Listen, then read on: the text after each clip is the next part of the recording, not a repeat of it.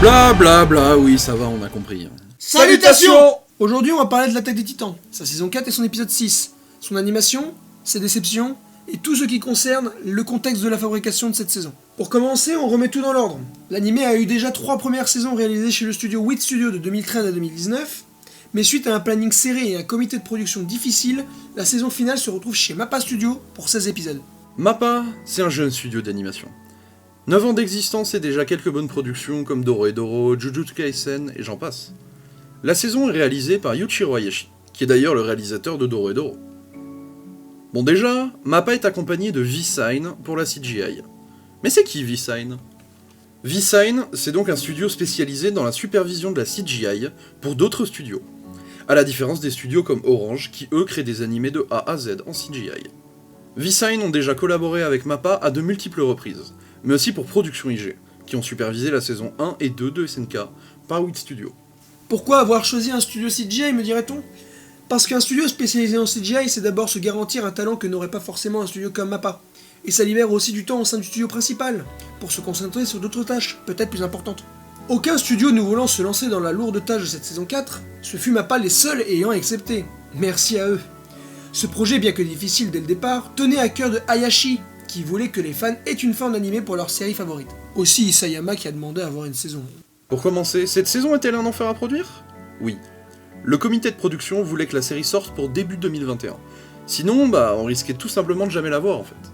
L'empressement, dû à des délais si courts, imposa à MAPPA de se lancer dans ce projet avec peine, mais courage. Alors maintenant, on va rentrer dans le cœur du sujet de la vidéo. L'épisode 6, les moments forts, les moments faibles, les déceptions et tout ce qu'on aurait voulu avoir. Bien sûr, je ne casse pas d'œuf sur MAPPA, surtout pas. Mais bien sûr, cet épisode, bien qu'ayant fait débat, possède de grands moments. Sans parler de la mise en scène qui reste très intelligente, ou du scénario qui est très bien respecté, et toujours aussi passionnant. Premièrement, le morphing, ou la transformation du Titan Warhammer, est exquis. Et vu que c'est la première fois qu'on le découvre, c'est vraiment une bonne chose que ce soit aussi bien fait.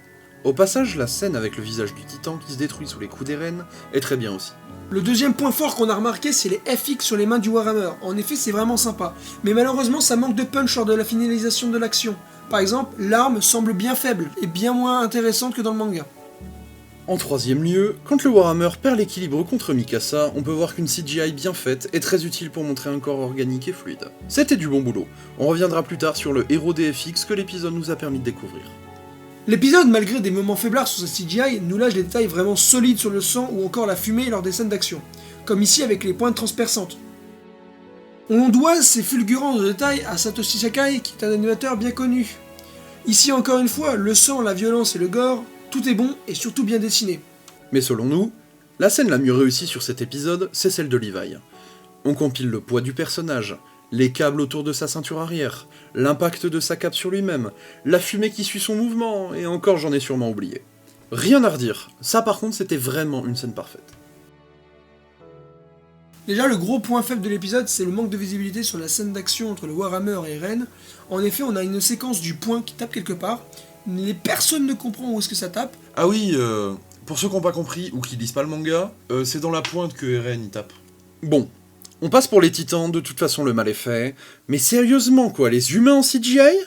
Alors qu'ils font rien de bien impressionnant ou qu'ils virevolent juste en manœuvre tridimensionnelle ? Ça, honnêtement, c'est non. Par contre, Mikasa, elle, est plutôt réussie sur sa première apparition.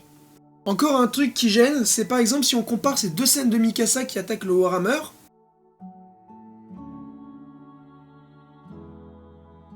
et les deux scènes de Mikasa sur Reiner en saison 3,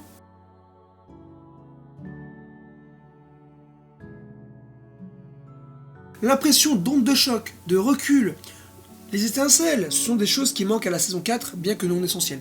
Côté OST, en regardant l'épisode une première fois, on a remarqué qu'on n'avait vraiment rien ressenti niveau musique. Celle du trailer est surutilisée, qui est d'ailleurs un problème assez récurrent dans la saison 1.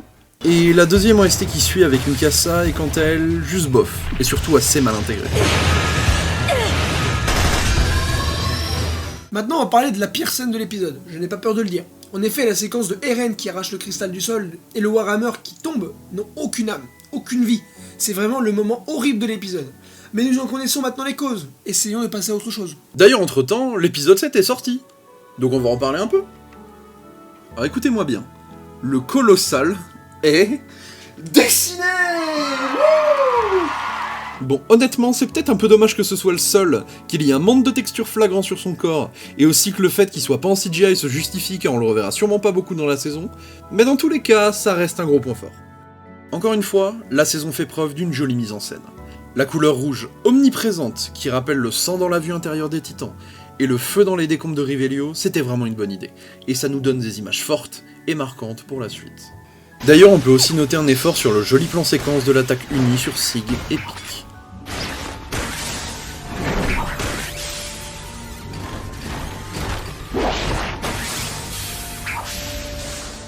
Attendez, l'épisode 7 a aussi d'énormes problèmes.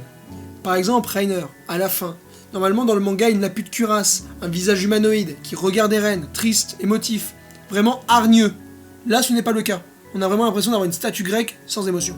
Et pour la blague, le colossal, sans fond, animé comme ça, on a vraiment l'impression qu'il fait 2,50 m, c'est un petit peu grave.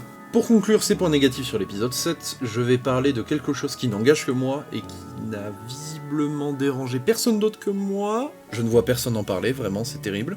C'est les 35 secondes de plan à la fin, trop long. Littéralement 35 secondes. Il y a Eren, le titan mâchoire et le cristal de Tybur qui se brisent au fur et à mesure, qui se regardent dans le blanc des yeux pendant 35 secondes. C'est trop long. Surtout qu'il n'y a même pas d'animation, il n'y a aucun effet ou quoi, il y a juste la musique qui monte pour donner un semblant de tension, mais ça s'arrête là quoi. Bien sûr c'est que mon avis, mais j'ai trouvé ça beaucoup trop long. Et voilà, c'était notre tour du contexte de la production de l'Attaque des Titans saison finale par Mappa et V-Sign. Et... salut!